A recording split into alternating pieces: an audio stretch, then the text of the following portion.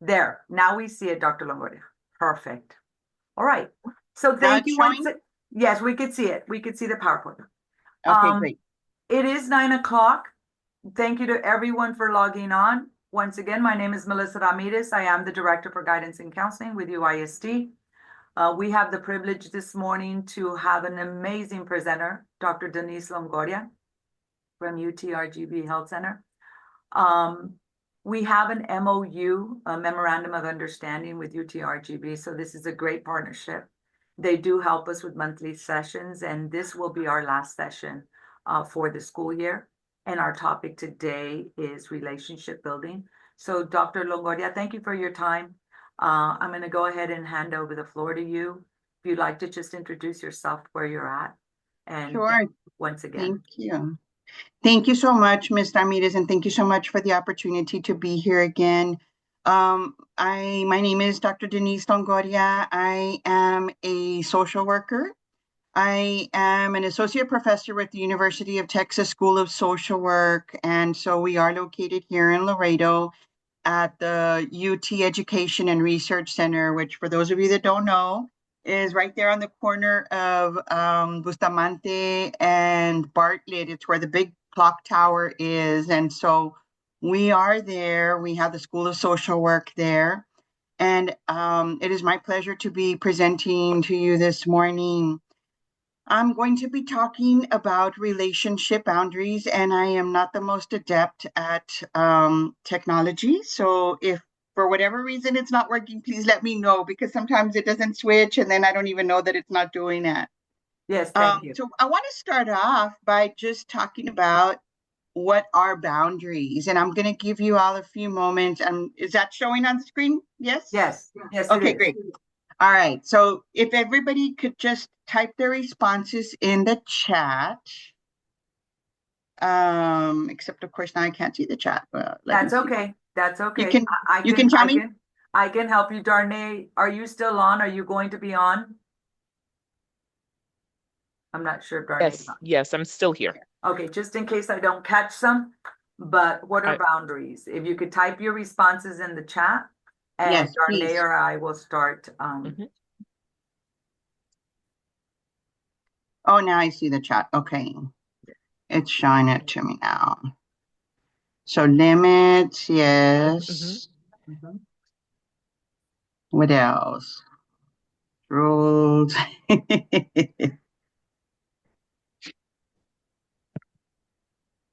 Yeah, limits, respecting space. Yeah. I guess it's going to show the next slide here, right? Yes, if you Physical emotions, mental limits. Yes, yes. Drawing a line. Not accepting a certain behavior, distancing. Very good. Flexible and negotiable rules made for protection, behaviors that are acceptable versus unacceptable. Very good. Yes, definitely. All of those are great descriptions. Limits that protect your inner space and your peace. So yes, boundaries are all of these, definitely.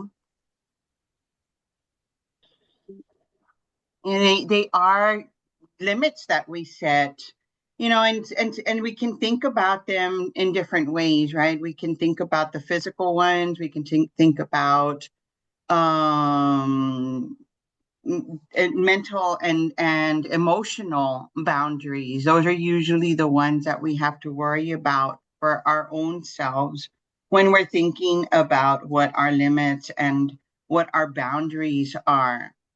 So some of the boundaries that we set, some of the physical ones are our physical space, just like having a boundary about how close we want people, most of the time, like we're not going to be like in someone's face or be on top of someone without their permission. We have sexual boundaries that are physical, that are also physical in nature. And that's basically setting boundaries about how close we want someone, but also what our needs are, what we are okay with, and what we're not okay with. And it is okay to say that, understanding and communicating what is appropriate and what's not appropriate. That's part of setting that sexual boundary.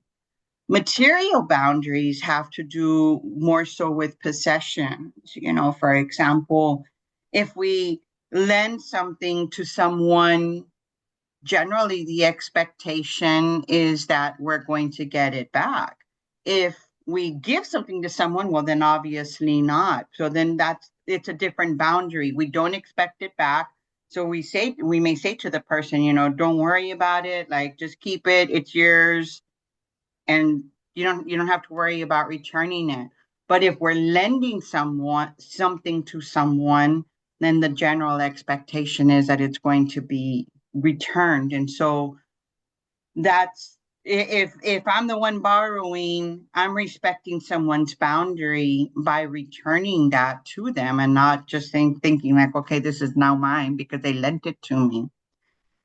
It can also be financial limits, recognizing like what our limitations are, and just in terms of setting budgets and things like that. That's also considered a physical boundary.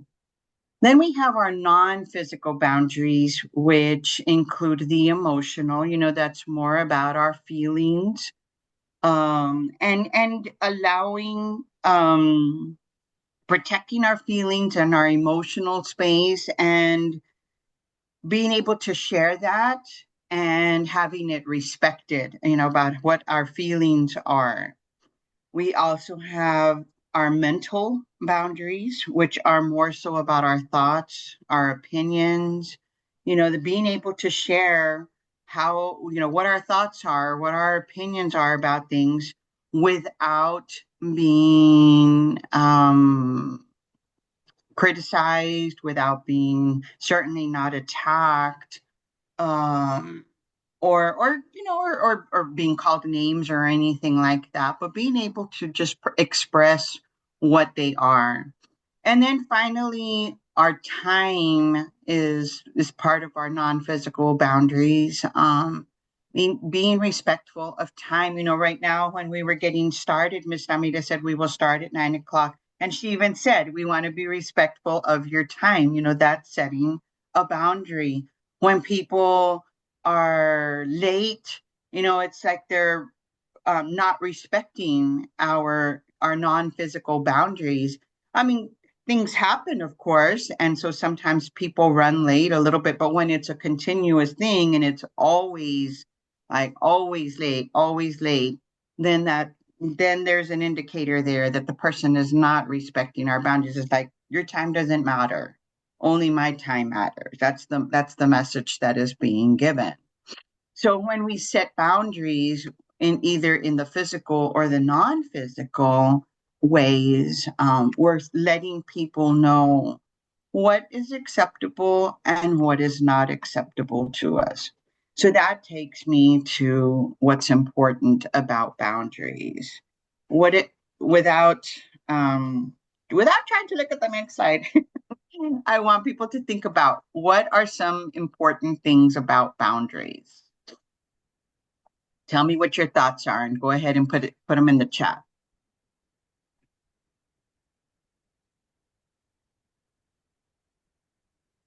I don't even have it on the next slide, so it's okay. I hadn't even realized that. Go ahead and put it in the chat. Respect. Somebody put respect. Respect, yes, definitely. What else?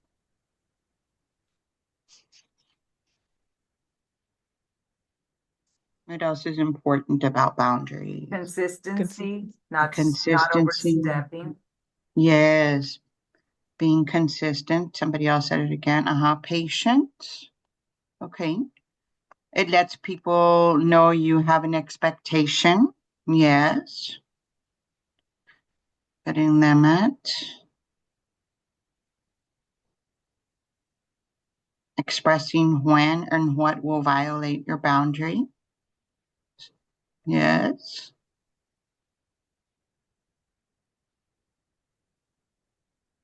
necessary. That's something important about boundaries. They're necessary. Yes. All right. To maintain healthy relationships. Yes, definitely. So some of the important things about boundaries are that they prevent burnout and they prevent resentment. You know, when an example is the time. You know, when somebody is always late, it gets old after a while, you know, and it feels like, okay, well, you're not even going to be on time. So why are we even setting a time? Why are we even scheduling anything if the person's always going to be late? So it helps prevent some of that resentment that someone might end up feeling if someone is continuously breaking that boundary. It does encourage mutual respect and understanding. And so it does foster the healthier relationships. You know, somebody said about the healthy relationships, because then there's mutual respect and understanding. You know, people can have different opinions about things, but if each person has and respects the other's boundaries, then it's okay. You know, you may feel one way about, I don't know. I mean, like perhaps a good example is politics. You know, in the last, I don't know how many years, you know, there have been a lot of issues with people having people feel differently about politics, and for some people it's very hard to set that boundary, but for others it's like, okay, you know what, like you can have your opinion, I have my opinion, as long as we both respect each other, then we're okay. It's when those boundaries are crossed that it becomes difficult, and then those relationships are affected, and perhaps even broken, you know, perhaps even relationships are lost because of that reason.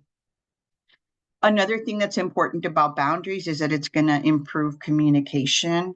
When people are clear about what they expect, it makes it a lot better. Somebody had put expectations on the chat, and when we know what to expect, it makes it a lot better. There's a saying in Spanish that says "cuentas claras, amistades largas," which means that when you're very clear in your communication and you each know what to expect, you're going to have a friendship, you know, forever, because you're always clear in terms of what to expect of each other.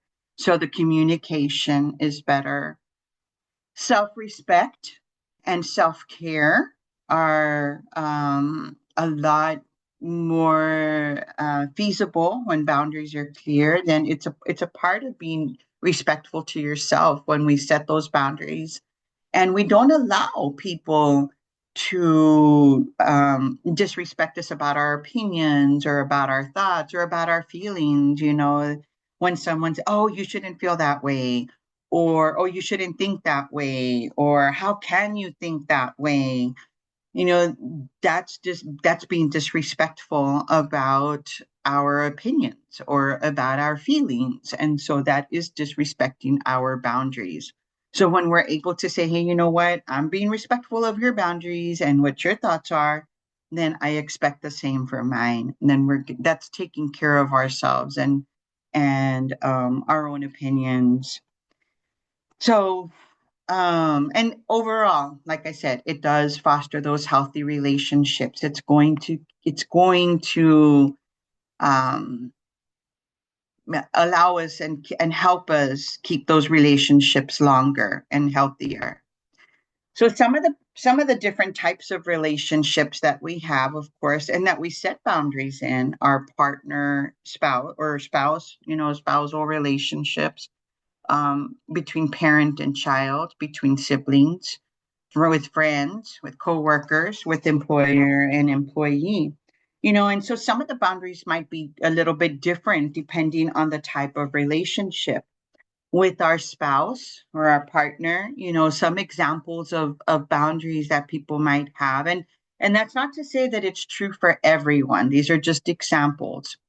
Um, I know a lot of men who will say, like if their wife says or their spouse or their partner says, oh, it's in my purse, go ahead and just get it.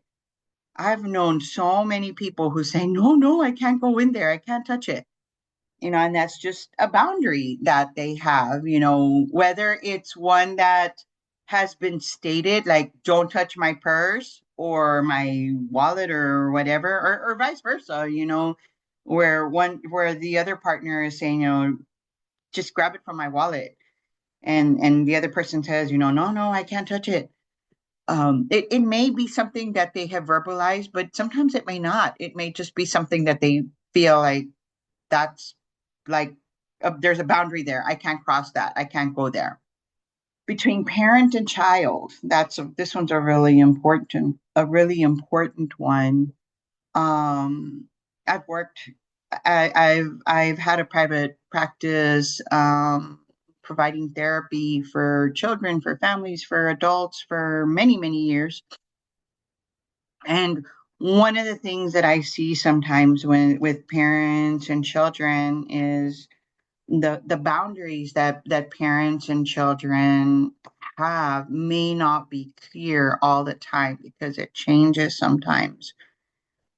If a parent is not consistent, especially in terms of setting some of the limits, setting some of the rules, if a parent is not consistent, that's very confusing for a child. Is this going to be the time that my parent allows me to do this, or is this going to be the time that they don't? Sometimes there may be consequences to the same behavior that might have been okay on a different day. And so that creates a lot of confusion. If parents say, I've had a lot of parents say, well, I want to be their friend. And, what I often say to parents is, they only have one mother, they have a father. And that's the parent. Those are the parents, or whatever the parent group is. Like, they have a lot of friends. Your job is special, and being that parent, no one else can do that. Their friends cannot do that. So it's important to be the parent that your child needs you to be.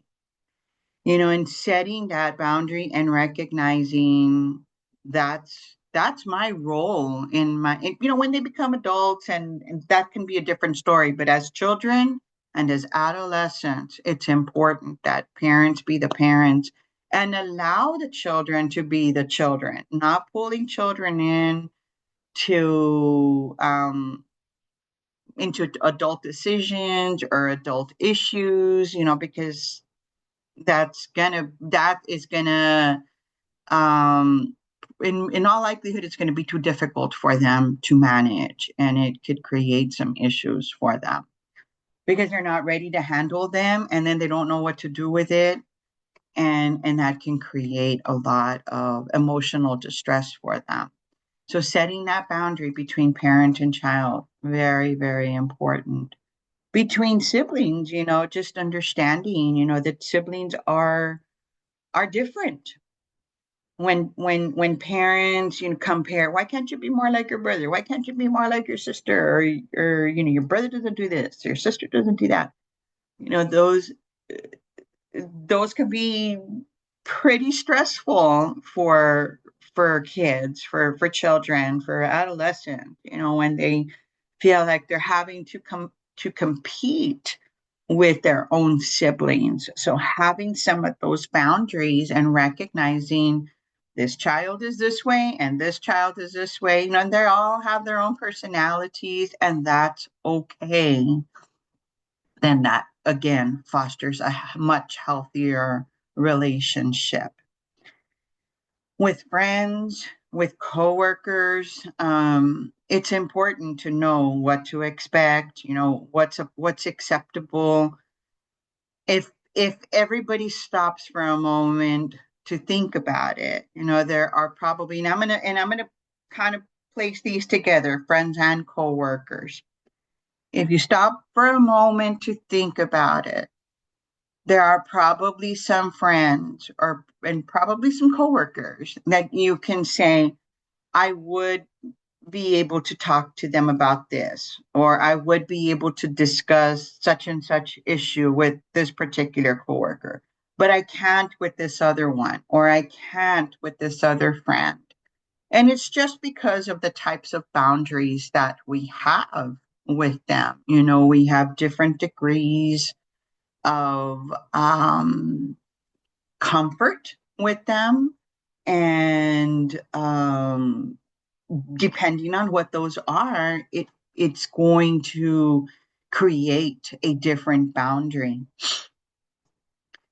With employer and employee, we also have boundaries, where employers are generally responsible for setting that boundary, in terms of what's acceptable. They're not your friends, they're employees. And so setting professional boundaries in that relationship is important, because then there aren't going to be any questions about what the expectations are of the employee. If the boundaries are blurred and it becomes a friendship between an employer and an employee, then it's very important for the employer to be clear on, okay, this part's business, and this is our friendship.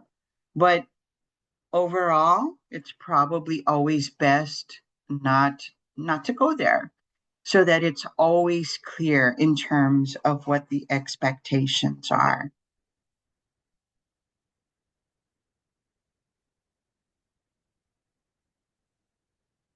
So how can I set some good boundaries? Well, the first thing is knowing what you need. It's important to assess where we need boundaries. Do I need to communicate my needs more clearly?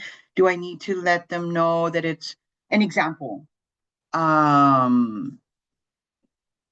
I'm not comfortable with foul language, that might be an example of something that I set a boundary with. If I have a friend or a coworker or somebody who always uses foul language and I'm not comfortable with that, then I need to say to that friend or to that coworker, whoever it is, to say, you know what, I'm not comfortable with that. I would really appreciate it if you would not say that in front of me. And that's it. It's okay to be clear, and that's the next one, is communicating the needs very clearly, just saying exactly what it is that you need, what you are comfortable with and what you're not comfortable with. It is important to use I statements when we communicate our needs, because we're saying, I'm the one who's uncomfortable. I feel uncomfortable when you use foul language. So I would appreciate it if you would not use foul language around me. Then I'm taking responsibility for my feelings. I'm letting them know this is just something that I'm not comfortable with. I'm not saying don't use the foul language, just don't use it around me. So it's just setting that boundary with me. They can do whatever they want when they're not with me. That's okay. I'm not asking them to change completely. Like, not to change. I'm not asking them to change. It's okay to be assertive and state that. It is important to be consistent and to enforce those boundaries, when we're not feeling safe or when we're feeling like they're being violated. To say like, hey, I had asked you, or like with the time, we go back to the time, to say, hey, we had talked about the importance of being on time, that if we're going to set a time, that it's going to be at that time. And so just being consistent with that and just restating what we need, but then also respecting other people's boundaries, listening for what it is that they need, and ensuring that we're respecting their boundaries as well.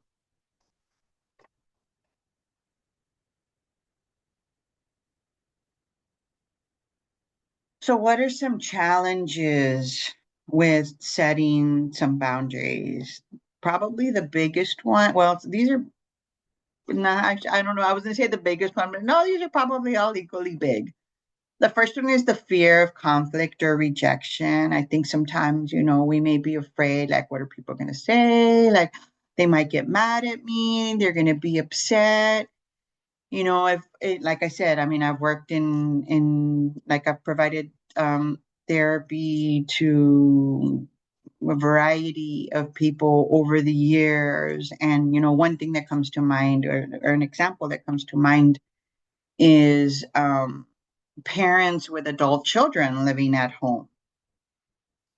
And the parents will say to me, like, okay, they're already like whatever age, they've already gone to school, they've already paid for that, and they're still living at home. They don't want to get a job, or they have a part-time job. They're not paying for anything. Like, I'm, at a loss of what to do. And so we'll talk about the importance of setting boundaries, saying to them, like, okay, you've got until X date to do this, this, and this, and maybe even working out a plan with them, getting the job by such and such time and moving out by such and such time, being on their own by such and such time, but not being afraid to set those boundaries with them, because parents will often say, oh, but I'm afraid that they're going to get angry, or I'm afraid that this and that. And most of the time, that conflict is already there. So I generally will say, and this is not the only example, but when people are afraid of setting boundaries, most of the time they're thinking about it because there's some conflict that's already there. They're already feeling bad. The time example, they're already complaining, like, man, this person, they're always late. They never come, they never show up on time. Where, I'm so frustrated. It's like, set a boundary. But then I'm afraid that they're not going to want to be my friend, or that they're going to get upset, or, like, you're upset. You're upset that this is happening. So, it's something that we have to value within ourselves, about setting that boundary for us too. And again, to make it clear about what the expectations are within that relationship, so that everybody knows exactly what is expected. Another challenge, of course, is the guilt, or over apologizing. That definitely can happen, where people feel like, oh my gosh, I feel so bad. Like the parent example that I gave, oh, I feel so bad because it's my son, it's my daughter, and, I don't want them to end up out on the street, and what am I going to do? And, and so then we talk about, okay, so, what if tomorrow you were not able to provide for them, or you're no longer here? I mean, because things can happen. Well, then I don't know what they would do, because they've never worked and they don't know how to, cook. They don't know how to do this. They don't know how to do that. And it's like, exactly. So by setting some of the boundaries, you're helping them learn, you're helping them recognize some of the things that they need to do on their own. And it can be very hard, and there can be some feelings of guilt, but again, it clarifies what the expectations are. Sometimes there's pressure, from other people, to cross boundaries, to say, nah, it's okay, just don't worry about it. Um, it's just this one more, just this once, and this is the last time that, I'm gonna do this, or this is the last time I'm putting up with this. But before you know it, it's like, how many last times have there been? Sometimes it's over and over and over. So until we make that decision to say, you know what, like, this is it. I um either you're on time, or we're not going to make plans anymore, because my time is valuable as well. Then, it kind of lets the person know, like, okay, their time really is important. And so then they have a choice. And it can be hard to do, like I said, but ultimately it can also help you get some peace and have some peace with that. So maintaining your boundaries, it's important for us to adapt as needed. We As our relationships evolve and change, we can reevaluate and we can adapt the boundaries as we need to. Hopefully, as relationships evolve, most of the time that means they're going to get stronger, um, and build more trust. Then perhaps we don't have to constantly be saying, this is my boundary, and we can be perhaps we can make the decision to be a little bit more flexible. Going back to the example, of the foul language, if there's a slip, let's say that somebody says something that maybe is a little bit offensive, it may not be like you're going to call them on every single one, and you're going to just kind of say, okay, well, I'm going to let that one go, because it's not happening regularly. It just happened once in the whole year or something. It may be that we're just like, okay, I'm not going to make a big deal about it. The rest of our relationship is good. We have maintained that boundary pretty much. And especially if the person realizes it and says, "Oh, sorry about that. I didn't mean to say that," or something. Then we just can kind of say, "Okay, we're good. We're adapting those boundaries." Sometimes we may need to establish new ones depending on the things that happen, and depending on what those relationships are. With romantic relationships, for example, the boundaries may change as the relationship develops. Generally, we start with greater boundaries when we're first meeting someone that we're meeting in romantic nature. The boundaries may be much greater. And then as you get to know the person, then those may change, and they might be new boundaries as we go along. With parents, or as parents, it can be that the boundaries change and new ones are set depending on what's happening in our lives.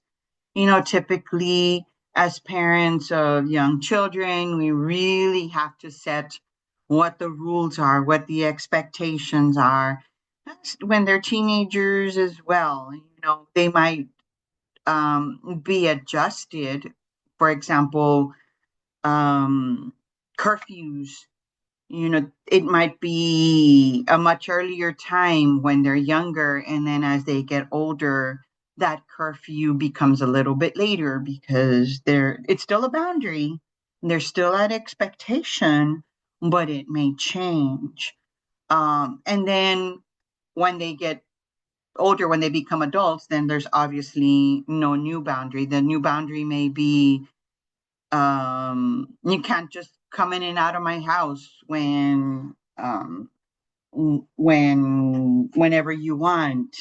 It may be that they have to call ahead of time.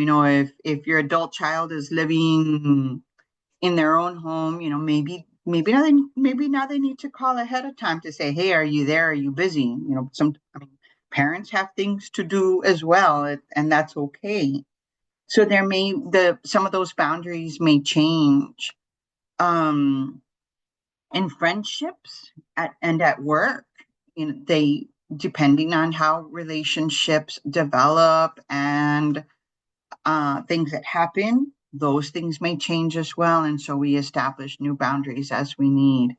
More than anything, it's important that we engage in self-reflection just to kind of pay attention to what our needs are, and recognizing whether or not they are being respected, and recognizing, is there something different that I need? And that may determine whether or not we set a new boundary or we adapt them as well. As long as we're always engaging in self-reflection and noticing, are they being respected? Are they not being respected? Then we can adjust as necessary.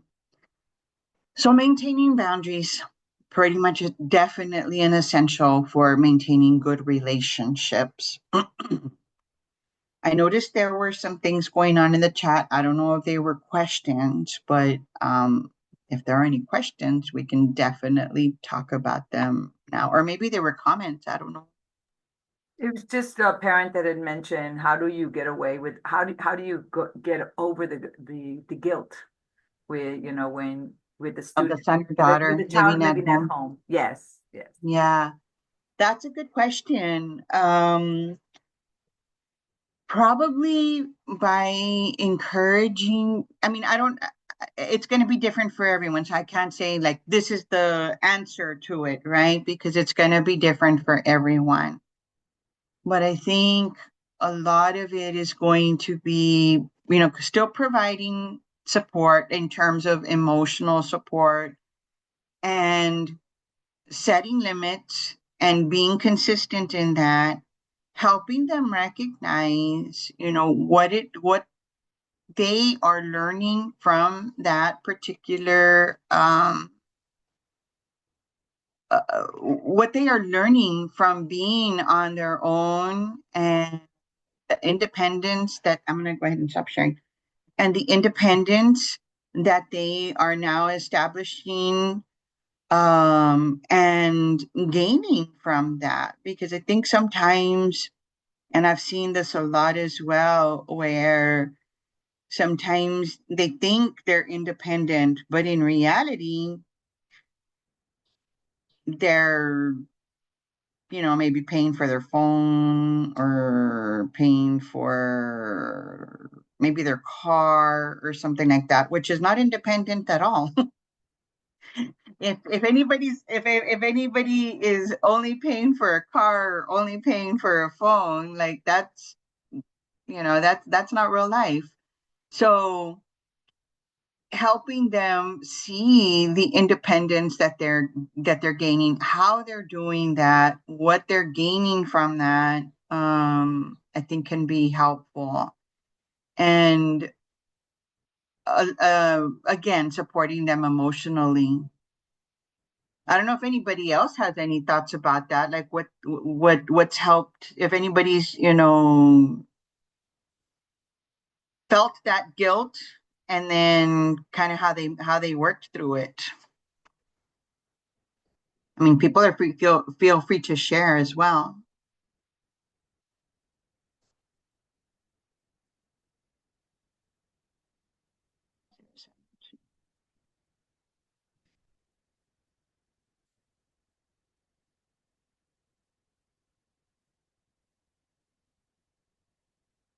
Anyone?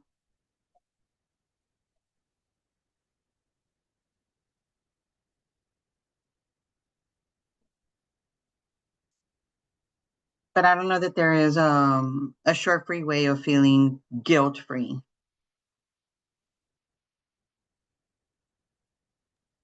Someone put in the chat, do you find that our culture plays a role on setting boundaries? That's a good question. I mean, that I'm and this is how I'm going to interpret it.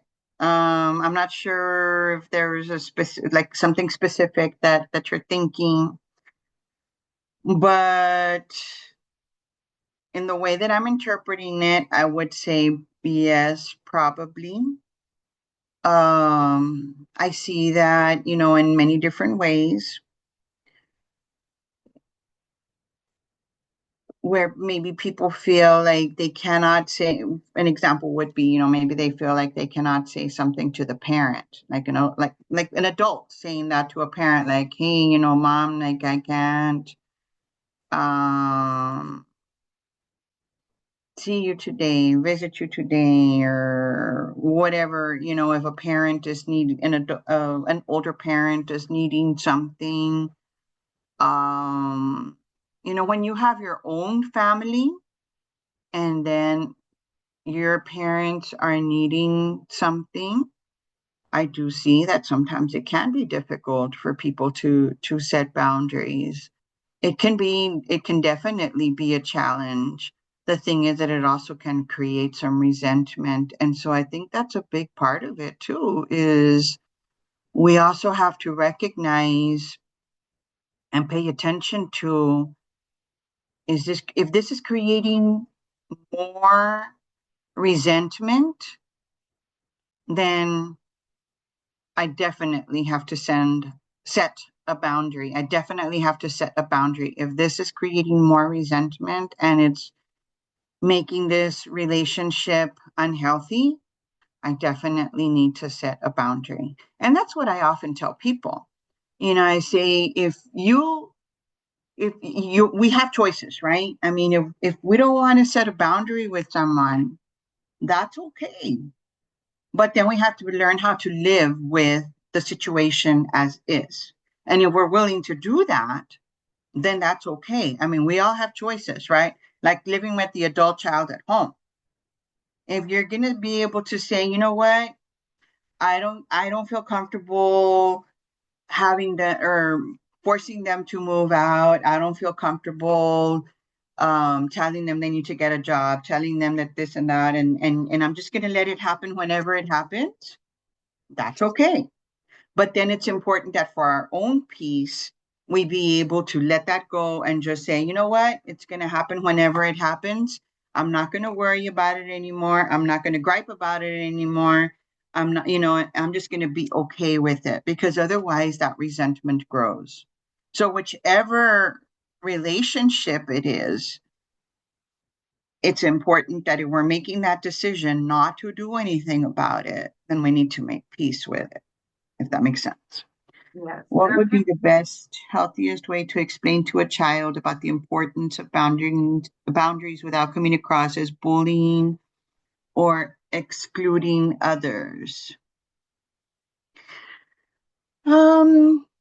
Letting children know that, a lot of what I said today, about taking care of ourselves. If it's something that feels like it's hurting us, whether it's what they're saying to us, what they're doing, like the examples I gave, like with the time, or being in our physical space, with a child, maybe taking their things. If it's something that is hurtful, then that means we definitely need to set a boundary. And that in a healthy relationship, we should be able to tell people, this is okay, this is not okay. And if we can't do that, then it's not a good, healthy relationship.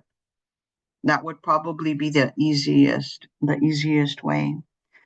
How do we set boundaries for children who don't understand them, such as with a special needs child?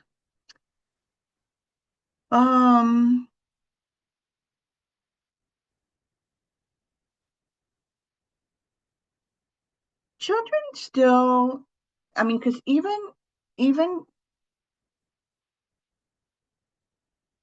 toddlers, and special needs children. I mean, I'm not sure what the needs are, but something simple as like, this is okay and this is not okay.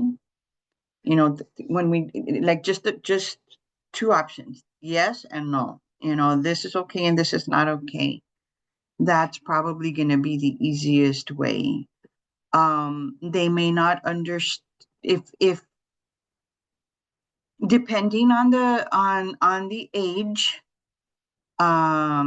you can get more into the reasons for it, but it also depends on the child's ability to understand. I mean, I'll give an easy example, like outlets, or touching the stove or something like that. You're gonna say like no, like not to touch an outlet, not to touch the stove. You're probably not going to go into the explanation about what could happen if they're putting their fingers in an outlet and all of that, or even but you're going to let them know like that's off limits. And and they're not going to understand all the reasons, but they're going to know like, okay, I can't touch that. So keep it simple. I mean, as simple as you can. I would say that's probably the best option. I do struggle with one of my kids because it doesn't matter how much I set boundaries. He keeps stepping on them and is only 9 years old. He doesn't care about any consequences. It's important that when consequences are given, that they be consistent and that you follow through every single time. If a child knows that there will be consequences, and I'm going to give an example. Let's say for hitting a sibling, okay? The child knows that there's going to be a consequence. Let's say that the consequence is going to be that they will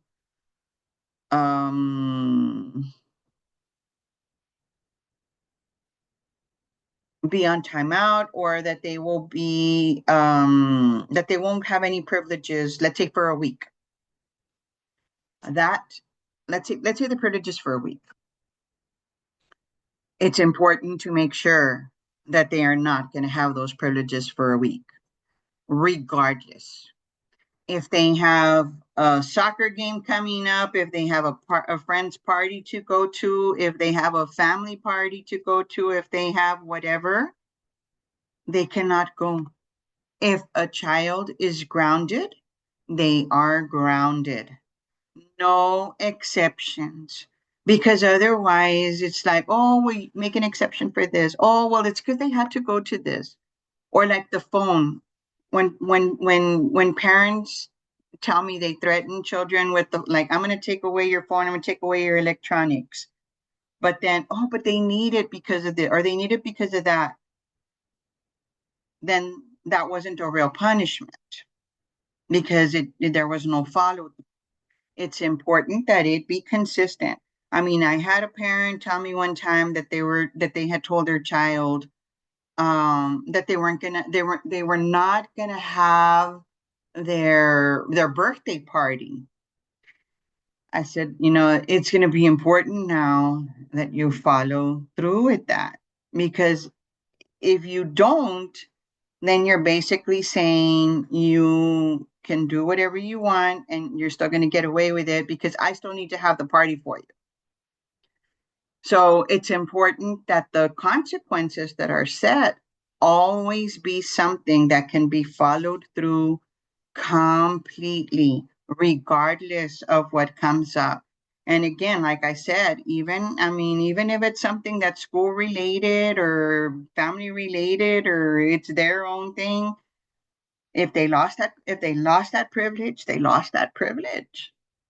And it's hard. I know it's hard as a parent to then say, well, my child isn't going to be able to attend, or my child isn't going to be able to go, or everybody else is going to so-and-so's party and my child is not going. Well, I mean, if that was the consequence, that was the consequence. So consistency is very, very important. with my child with needs, I treat it like he doesn't have needs. It takes more repetition, but consistency, yes, definitely. Definitely. I mean, again, you kind of have to see what the abilities are in terms of understanding, but I like that I always think it's important to assume that, like, never assume that they don't understand. Never assume that they don't understand. Because kids do understand. You know, they may not understand all the ins and outs of things, but they can understand, like, it's not going to be a good thing if I break this rule, if you've already set the rule. The Pygmalion effect. Yeah, great strategy. Mhm.